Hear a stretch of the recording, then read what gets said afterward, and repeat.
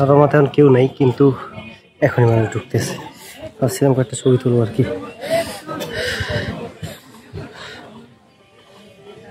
এই হইতেছে বেরুয়া দক্ষিণঘাট, আমার মনে হইতেছে এটা মুভি। তো এই হইতেছে অবস্থা আর কি। এখন এখান থেকে বেরোয় মেইন রোডে যেতে হবে। মেইন রোড দিয়ে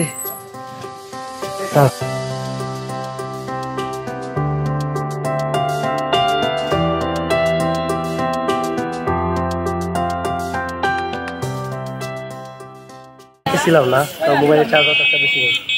এই পিছনে দেখতেছেন এগুলো হইতেছে আপনার বগুড়ার ফুলের বাজার।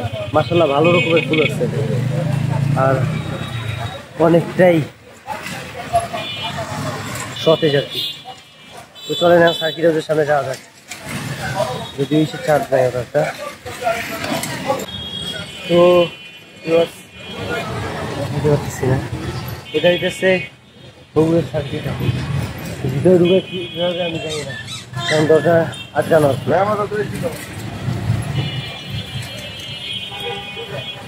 এই হইতেছে অবস্থা, দেখি সামনে দিয়ে ঢোকা যায় কিনা।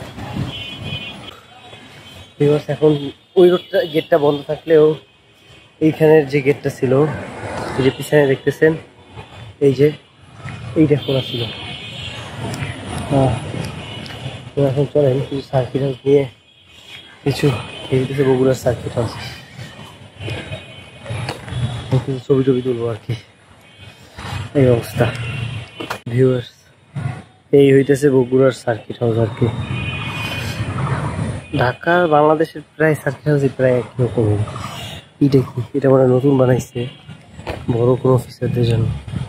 যাই হোক, এখন টার্গেট 7 মাথায় যাও, 7 মাথা দিয়া শেরপুর। তো মোবাইলে চার্জ নাই দেখে আর তেমন একটা ভিডিও করতে পারলাম না, দেখাইতেও পারলাম না। হয়তো পরে মুখে দিয়ে বলে দেবো কয় টাকা কি খরচ করছে। এমনিতে শর্টকাট আমি বলে দিই, আমার সেই বেহুলার বাসরঘর ওখান থেকে রাস্তায় আসতে আসতে লাগছে 5 টাকা, ওখান থেকে বিমান মোড় আসতে লাগছে 10 টাকা, সেখান থেকে 7 মাথা আসতে লাগছে 15 টাকা।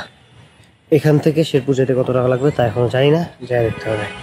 তো ভিউয়ার্স, আমার ফোনে একদমই চার্জ নেই, আর আমরা এখানে এসে বসছি খেরুয়া মসজিদের এখানে। আপনারা দেখতে পাচ্ছেন আমি এটা দিয়ে যে ছবি তুলবো, আমি টেনশনে ভরে গেছি যে এটা চার্জ কতক্ষণ পর্যন্ত থাকবে আর কি। মসজিদটা আসলে অনেক সুন্দর, বাট আমি যদি না তুলতে পারি আমি আসলে অনেক কষ্ট পাবো, এত দূর দিয়ে কষ্ট করে আসছি রিয়েলি। চলেন আমি কিছু শর্ট নিই।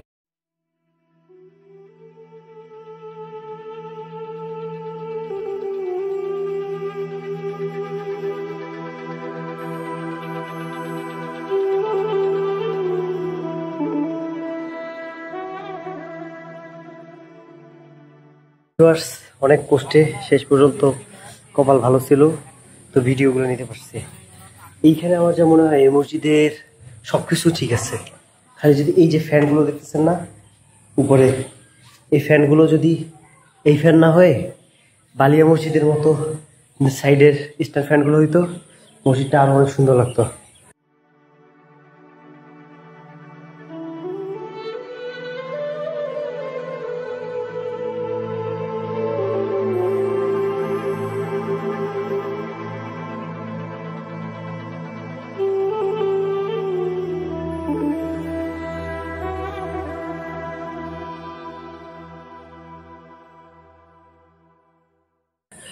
এগুলোর কারণে মসজিদের সৌন্দর্যটা অনেক ভালো মানে ফুটে উঠতেছে না, মানে মসজিদটা কিন্তু দারুণ। বালিয়া মসজিদের ওনারা ওই বুদ্ধিমানী কাজটা করছে। আর একটা কাজ যেটা বালিয়া মসজিদ করছে সেটা হচ্ছে এটার উপরে কোনো একটা কিছু প্রলেপ মাখছে, যার কারণে এই যে ডিজাইনের কাজগুলো, এই কাজগুলো অনেক সুন্দরভাবে ফুটে উঠছে। আর আমার কাছে যা মনে হয় যে খেরুয়া মসজিদে যদি এই কাজটা করতো তাহলে মসজিদটা আরো বেশি ফুটে উঠতো অনেক সুন্দরভাবে।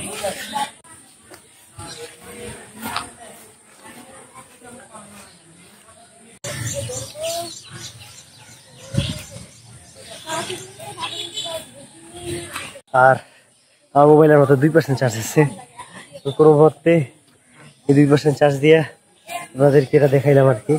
এবার নামাজ পড়তে যেতে হবে। না হলে আগেই নামাজ পড়তাম। এখন এই নামাজটা পড়তে হবে, কারণ ওয়াক্ত এখনো আছে আল্লাহর রহমতে। আর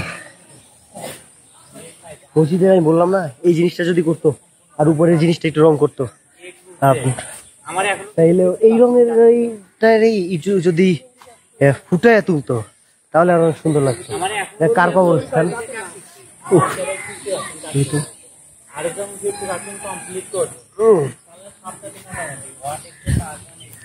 এটা কার কবরস্থান? কোনো কিছু লেখা নাই, দেখি তো দিকে লেখা আছে।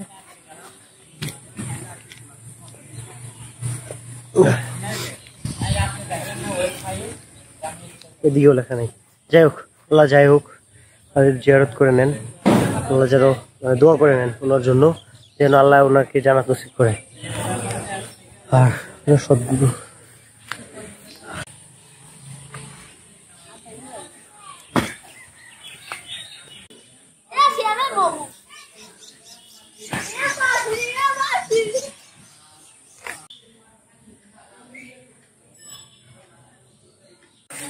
আজকের ভিডিওটা এই পর্যন্তই।